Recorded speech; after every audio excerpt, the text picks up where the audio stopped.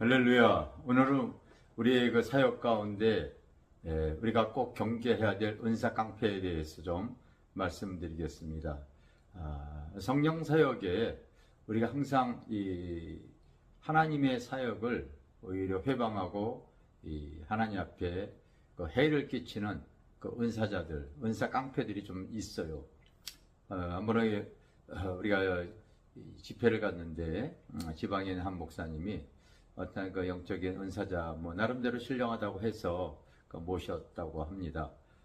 그런데 그분이 특별히 잘하는 것은 바로 이제 이렇게 이 은사 사역 중에서 이렇게 손으로 터치했을 때 성도들이 이제 쓰러지는 이런 이 사역이 이제 많이 일어나지요. 그런데 여러분, 우리가 인정해야 될 건 인정해야 되는 게 바로 뭐냐면은요, 우리가 은사자들을 통하여 기도 받을 때에 어떤 사람은 하나님께서 그를 수술시켜 주시고 또 그 임재 속에서 하나님 그를 만지시기도 하고 또 치료하기도 해서 하나님의 임재에 들어가서 쓰러지는 경우가 있습니다. 그러므로 그걸 여러분들이 인정해야 되는데, 그러나 다 그렇게 되어지는 것은 아니에요. 근데 이분이 와서 집회를 하다가 안 쓰러진다고, 성도들이 안 쓰러진다고 왜 이렇게 교만하냐고 이렇게 얘기를 하면서 그리고 이렇게 막 밀다가 이제 사고가 났죠. 그 중에 한 권사님이 그 주간에 이제 그 딸이 결혼이 잡혔는데 그 사역자가 너무 세게 미는 바람에 그분이 넘어져가지고, 그래서 이제 아마 이렇게 갈비뼈가 부러지셨어요. 내일 모레 결혼식인데 그런 상황이 생겨서 참 이 곤혹스러운 일이 벌어졌고, 교회는 어수선해져서 그분은 또 이제 사역하다가 그냥 관두고 중간에서 집회가 끝쳐지고 말았다고 하는 소식을 이렇게 제가 대했습니다. 이게 무슨 불미스러운 일입니까? 이게 하나님의 주어진 사역으로 되어지는 것이 아니지요. 저도 화곡동에서 목회할 때 친한 그 선배 목사님이 여기에 유명한 이 강사가 와서 집회를 하는데 가서 은혜를 받자고 저에게 강요하셨어요. 그래서 마침 시간이 돼서 참석을 했는데 그분이 이렇게 안수할 때 이렇게 사람들이 쓰러지더라고요. 근데 저는 무슨 감동이나 이런 게 오질 않아서 그냥 앉아 있었습니다. 그랬더니 목사님이 그냥 누우시라고 그러더라고요. 그래서 왜요? 그랬더니 눕지 않으면 밥 안 줘. 난 참 그런 얘기를 들을 때에 참 이게 터무니없습니다. 내가 다시 얘기합니다. 우리가 하나님의 은사를 통하여 안수받을 때에 성령의 기름 부음으로 하나님께서 그 영혼을 터치하여서 하나님의 임재로 들어갈 수가 있습니다. 하나님 수술시키는 사람도 있어요. 그러나 다가 아니에요. 그렇기 때문에 그런 어떤 그 은사를 통하여 자기가 신령한 것을 드러내려고 하는 것, 그거 여러분 분별할 줄 아셔야 되는 줄 믿습니다. 요즘 또 우리가 하나 경계해야 되는 것이 늦게 신학을 해서 안수받는 남자분이나 여자분이라 늦게 안수받는 분들이 많이 나와요. 그게 어떤 은사자를 통하여서 이제 생겨지는 부분들인데, 되게 이제 자기 어떤 문제나 아픔이나 어떠한 삶의 환란이 심할 때 그 은사자를 타가서 예언 기도나 어떤 상담을 할 때에 사명 감당하지 않아서 그래, 이런 얘기 나옵니다. 늦게라도 사명해야지, 이와 같은 얘기들을 하는 거예요. 이게 다 여러분 이 은사자들이 저지르는 나는 잘못된 은사 깡패와 같은 짓이라고 저는 이렇게 감히 말하고 싶은데, 우리가 여러분 이거 하나만 잘 분별해 보시면 압니다. 나는 그분이 그래서 늦게 이제 신학하시는 분들은 다시 제가 만날 때에 그 직분 내려놓으세요. 제가 그렇게 얘기를 합니다.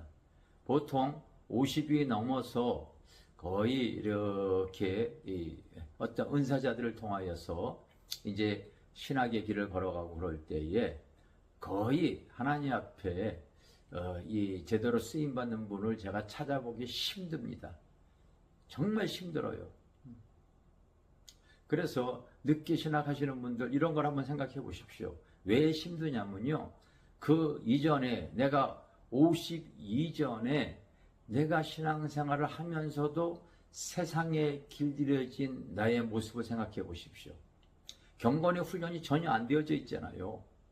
하나님 앞에 기도하는 훈련, 전도하는 훈련, 하나님 앞에 예배하는 훈련, 영적인 것들이 그 신앙의 광야를 통하여서 다듬어지고 그리고 변화되어지고 하나님의 종으로 순종해야 될 삶의 자세가 하나님의 말씀을 준비해야 된 이런 모든 것들이 지금 준비가 안 되어진 가운데 세상적으로 길들여져 있던 세상 나의 육신이 오랫동안 여러분 사람은 어떠한 기간이 딱 되어지면은요 변화되어지기가 쉽지 않아요. 그래서 하나님께서 쓰시는 사람은요 일찍 하나님께 선택을 하셔서 30대 40대까지 훈련을 마치고 하나님과 소통하는 사이가 되어지면은요 그 종을 쓰시잖아요. 그래서 좀 이렇게 하나님 앞에 나아가게 되어지는데 늦게 이제 하나님의 부르심을 통하여서 하나님 일을 한다고요? 거의 불가능합니다. 그런데 그 은사자들을 통하여서 고아타는 얘기를 듣고 늦게나마 이제 신학의 길을 걸어가서 이 목회하시는 남자 목사님이나 여자 주의 정도 요즘 굉장히 급증하고 있습니다. 급증하고 있는데 다들 그 어떤 은사자들을 통하여서 그 잘못된 예언 기도를 통하여서 사실은 목회에 그 외롭게 힘들게 어렵게 목회하시는 분들이 급증하고 있는 것에 대해서도 저는 이 잘못된 어떤 은사자들에 의해서 생겨지는 일이다. 저는 그렇게 봐집니다. 또 은사 깡패가 하는 일 중에 하나가 바로 뭐냐면요. 그 성도들이 그 목회자가 그만큼 하나님 앞에 훈련받고 연단 가운데 그 어려운 가운데 있을 때 찾아가서 기도하게 되어지면은요. 또 이 적지 않은 어떤 헌금을 이렇게 요구합니다. 가뜩이나 힘든데 그것 때문에 이렇게 헌금.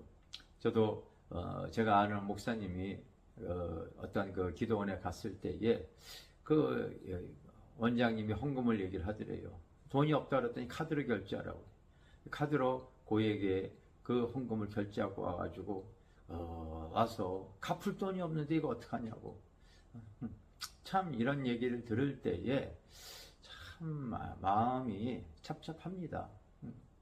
성도 여러분, 우리가 믿음 신앙생활 할 때에 이 모든 하나님의 은사는 하나님의 나라와 교회의 덕을 세우기 위해서 있는 거예요.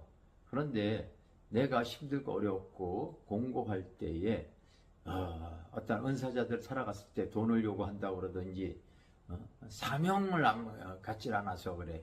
우리 누구나 다 사명자입니다. 그거 아셔야 돼요. 다 하나님 앞에 맡긴 사명이 다 있어요. 그런데 꼭 신학 가서 목사가 되어야지만 사명입니까? 그거 절대 아닙니다. 그래서 이런 것들을 여러분들이 잘 생각하셔서 은사깡패에게 내 영혼들이 상처를 입지 말기를 주님의 이름으로 내가 바라겠습니다. 감사합니다.